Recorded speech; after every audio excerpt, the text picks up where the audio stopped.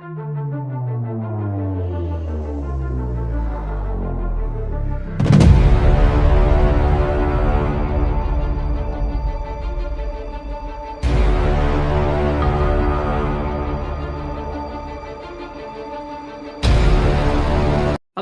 natin itong post ng News 5 noong December 25. Pero kahapon lang 'to,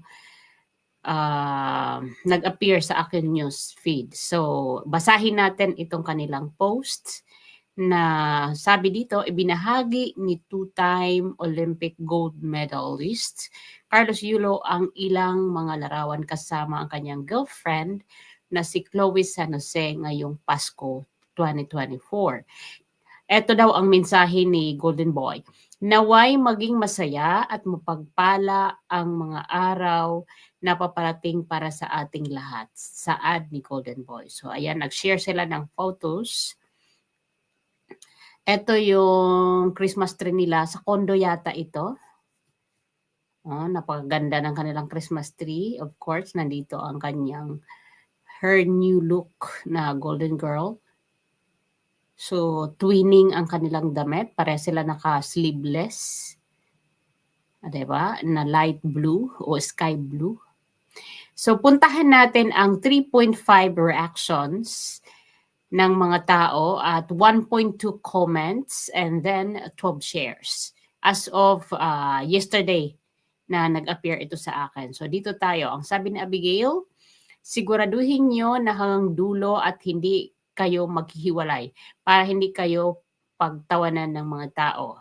Huwag na natin basahin yung mga nasa ilalim ng bawat comment ng mga nag-comment. Sabi naman ni Love Baby ng Erosin, paano nabubuhay ito na natitiis hindi man lang dalawin ang family niya, lalo na ang mga lolo at lola niya na nakatulong naman sa kanya kaya narating ang tagumpay. Nakakalungkot lang dahil kahit saan ka naman pumunta, ang Pasko at Bagong Taon ay para sa family. Pero natiis niya talaga wag dalawin o mag-message man lang sa family niya or bunso niyang kapatid. Kung galit siya sa family niya dahil wala naman kasalanan yon sa kanya, naniniwala na ako na matigas ang puso niya.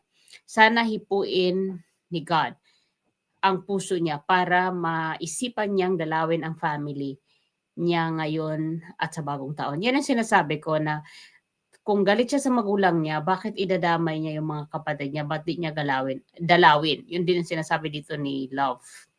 Sabi naman ni Kasundin P. Mary, madami pa pondo. Sabi naman ni Lara, dapat family ang kasama, hindi jowa. Pwede naman ang jowa. Pwede naman din kasama ang jowa, pero wag din kalimutan ang family. Sabi naman ni Jelay, Merry Christmas, bigaong kupol. Bigaong. What is bigaon? Dapat family ang kasama nito, hindi yung nanay niya na si Goldie. Nakakalungkot lang kung kailan ka nagkaroon ng kayamanan, saka mo naman iniwan ang mga magulang mo. Samantalang, noong time na nangangarap ka palang magulang ang gumabay at nag-push para makamit ang lahat ng iyong minimithing tagumpay sa buhay. Di pa huli ang lahat, bata, dahil ikaw ang anak at ikaw ang mayroon, dapat ikaw na ang gumagawa ng hakbang para ayusin mo ang lahat ng di nyo nagkakaintindihan ng magulang mo at ang GF mo para lalo pang maging masaya ang darating na Bagong Taon para sa inyo at sa family niyo. Ayun, sabi ni Del, tuluyan ng binago ng pera at kasikatan. Nakalimutan na ang mga magulang na nag-aruga, lalo na ang ina na siyang nagsilang sa kanya para magkaroon sila ng lahat ng meron siya. Ngayon, I hope and I pray na hindi ni God bawiin ang mga bagay na meron siya ngayon.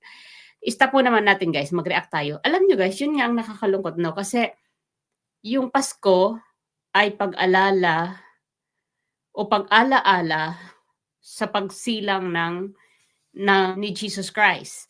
So dapat naaalala dito ni Carlos na siya ay isang isinilang ng isang dakilang ina at inaruga at hindi na pariwara, kaya nga niya nakamit ang tagumpay. So totoo naman ang mga sinasabi niyo, kaya nakakalungkot na yung Kapaskuhan na siyang pag-alaala sa mga ina na nagsilang ng sanggol ay binaliwala niya, 'di ba? Tulad ni Mama Mary na sobrang nag-sacrifice para sa anak, mailuwal lang niya sa sabsaban pa ha, hindi pa sa mga magagandang bahay. So tuloy tayo guys. Tuloy natin ang ating pagbabasa ng inyong mga comment o sa kanilang mga comment.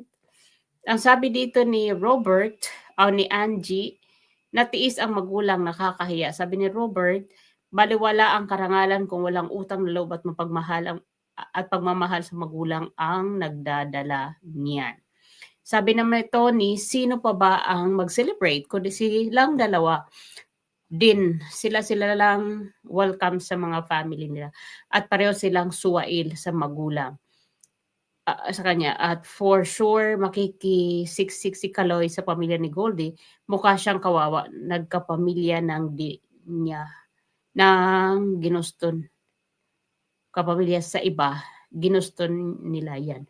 Alam niyo guys, just to add up 'no, hindi rin ano, nakita niyo yung photos, hindi naman sila nagpasko na merong mga kasama sa bahay kundi sila lang. Ewan ko lang, baka ito lang yung in-expose nila pero 'di ba ang kadamihan sa makikita natin sa post ay may mga handaan with friends, with family, with relatives, pero ito sila lang dalawa, Wala namang pagkain dito, siguro before dinner ito, nag-picture-picture sila.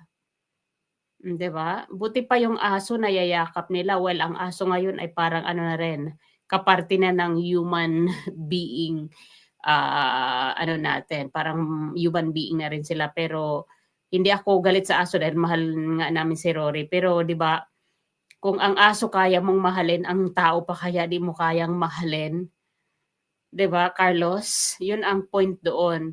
At, makikita mo yung yung individuality nila na halos sila lang laging magkasama, para silang selfish.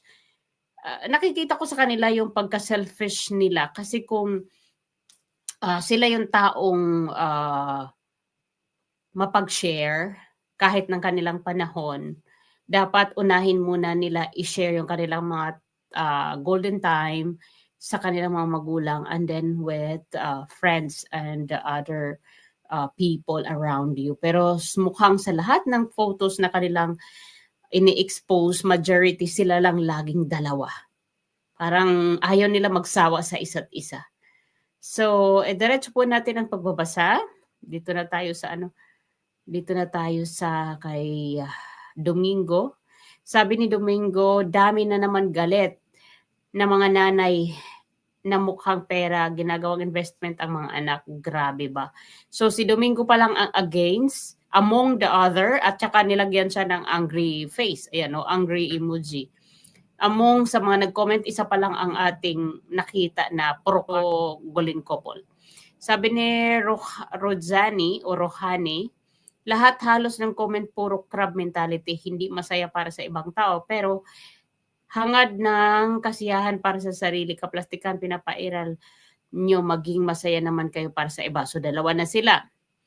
Para sa akin, masaya naman ang Pasko kasama ang jowa o asawa, pero mas masaya ang Pasko kasama ang buong pamilya. So, ito maganda rin. Daming umiiyak sa Comsec. Mga feeling perfecto pagkatao, daming palaban kay uliran. So, 3. Tinitiis niya ang magulang, pamilya, grabe naman yan. Okay sana kung asawa na, di ba? Kaso asawa nga magpapasko pamilya, di ba? Siya talaga, kaya tiisin ang magulang, wala talaga pagpapahalaga sa pamilya. Bumubuhay at pagkatao niya ang bumubuhay. Good day, congratulations, ikaw na ang napili na mandaluyong mental hospital para masubukan ang kanilang bagong facility. 30 days stay with free meals and 24/7 secured surroundings. Susunduin ka namin ng service bukas ng 8. Enjoy your staycation. Sino ang sinasabihin niya dito? Sila Chloe? Oh my God, ang saya-saya ni Carlos samantalang nanay niya ang laki ng eye bags, kaiiyak. Hindi mo man lang naalala ang magulang mo at this time of the year. Grabe ka, Carlos, puro pasarap ka sa buhay, hindi mo naman lang nag-greet sila sa social media. Kung ano ang ginawa mo sa magulang mo, gano'n din ang gagawin sa'yo ng anak mo. Okay, hindi na natin tatapusan, pero nakita natin kung gaano kadami yung galit kaysa sa mga kumampi sa kanila. Among those comments na ating nabasa, tatatlo ang kumampi. Most of them hated Carlos Yulo and of course, the girlfriend. Yun ang pinakamalungkot na nabasa ng kanilang mga supporters o ng mga humahanga sa kanila na ni Pasko. Pinalampas na lahat ng nag-birthday sa family niya, mula sa mga kapatid, sa lolo't lola na nag-birthday, yung tatay niya nag-birthday, mama niya nag-birthday. Itong Pasko na nagiging tradisyonal ng mga Filipino na nagiging reunion ang Pasko at New Year.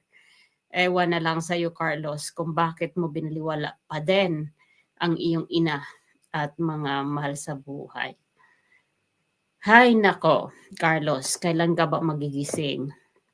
Hindi naman inaalis sa kanya yung yung girlfriend niya kasi mahal niya talaga eh. Nakita niyo naman yung kanyang reels ay TikTok. Sinabi niya na ang tunay na regalo, ang tunay na blessing ay si Chloe. Si Carlos mismo ang nagsabi mula mismo sa kanyang bibig, hindi ito quoted, hindi invented o hindi marites, but he himself.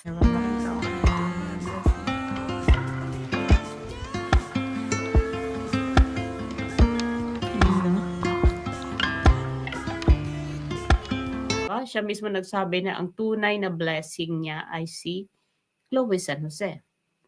So, on that statement,